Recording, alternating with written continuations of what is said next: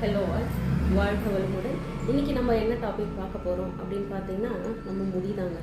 ஆமாம், என்னடா இது முடியை பற்றி பேசுகிறதுக்கு இருக்குது அப்படின்னு யோசிக்கிறீங்களா?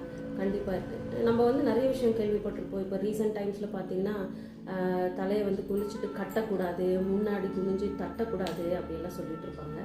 நான் ரீசெண்டாக எங்கள் ஊரில் போயிட்டு ஒரு ஒருத்தரை பார்த்தேன். அவங்க பார்த்தீங்கன்னா இப்போ 60+ ஆகுது. நான் சின்ன வயசில் எப்படி பார்த்தனோ இப்போவுமே அதே மாதிரி தான் அவங்களோட முடி எல்லாமே இருக்குது. நான் கேட்டேன், அப்போது இப்போ கட்டக்கூடாது இந்த மாதிரி துணியெல்லாம் போட்டு அப்படிலாம் சொல்கிறாங்க அப்படின்னதுக்கு அவங்க சொன்னது என்னென்னா, இந்த மாதிரியெல்லாம் உட்காந்து யோசிச்சுட்டு இருந்தால் வேலைக்கு ஆகுமாம்மா, அதெல்லாம் தூக்கி போட்டு ஆகிற வேலையை பாரு, அது பாட்டு நடக்கிறது நடந்துட்டு தான் இருக்கும் அப்படின்னு சொன்னாங்க. ஆமாம் இல்லையா, நடக்கிறது நடந்துட்டு தான் இருக்குது. என்ன நடக்குது அப்படி பார்க்கலாமா? நம்ம 40+ல இருக்கும்போது பார்த்தீங்கன்னா ஹார்மோன் அப்படின்னு ஒருத்தர் நம்ம கூடவே இருந்துட்டு இருப்பான். அவனுடைய வேலையை சேஞ்சஸ் எல்லாத்தையும் காமிக்க ஆரம்பிப்பான். நான் எனக்கு பர்சனலாக நோட்டீஸ் பண்ணதுன்னு பார்த்தீங்கன்னா 3 இயர்ஸ் முன்னாடியிலேருந்து என்னோட முடி அடர்த்தி டென்சிட்டி கம்மியாச்சு. ஆக்சுவலாக முடி கொட்டிட்டு தான் இருக்குது, வளர்ந்துட்டுமே இருக்குது. ஆனால் நம்மளுக்கு நம்ம ஃபீல் பண்ணுறோம் இல்லைங்களா, எனக்கு முடி கம்மியாயிடுச்சுன்றது. அது எதனாலன்னு பார்த்தீங்கன்னா முடி கொட்டுறதுனாலன்றதை விட முடியோட அடர்த்தி கம்மியாயிட்டுது அப்படின்றதுனால தான்.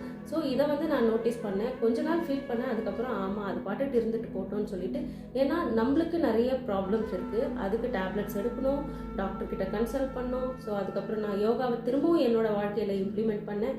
தண்ணி நிறைய குடிக்க ஆரம்பித்தேன். தூக்கம் என்னோட மேஜர் ப்ராப்ளமாக இருக்குது, அதையும் நான் சரி பண்ணிட்டு தான் இருக்கேன். ஸோ இந்த மாதிரி அது டென்சிட்டி கம்மியாகிறதுனால நம்மளுக்கு மேபி அப்படி ஃபீல் ஆகலாம். ஸோ அதை தூக்கி தூரம் வச்சுட்டு நம்ம வாழ்க்கையில் நம்மளை பற்றி கேர் பண்ணலாமா? நிறைய தண்ணி குடிப்போம், நிறைய எக்ஸசைஸ் பண்ணுவோம், நிறைய யோகா பண்ணுவோம்.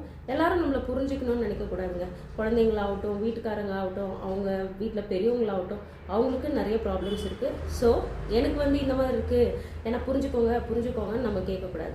S, we have a lot of problem in this pre-menopause.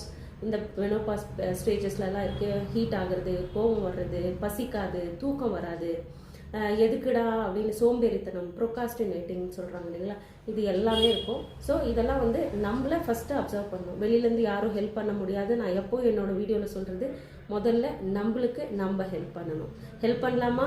எல்லாரும் ரெடியா? கண்டிப்பாக. தேங்க்ஸ் ஃபார் வாட்சிங்.